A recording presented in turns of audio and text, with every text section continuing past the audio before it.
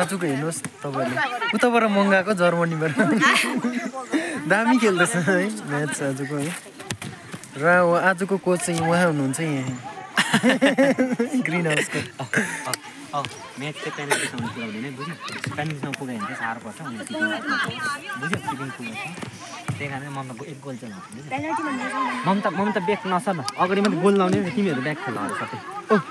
तिमीहरू 5-5जना back defence है दुईजना मात्रै अगाडि खेल्दैछ ऊ एक्लै खेलिरहेको छ बोइङ के भयो लाग्थ्यो त दुईजना के भएको केम्पा खाऊ कुदेर हिर्काउ न मेन डिफेन्स चाहिँ कडा रहेछ नि त अन्त तिनजना मात्रै खेलिरहेको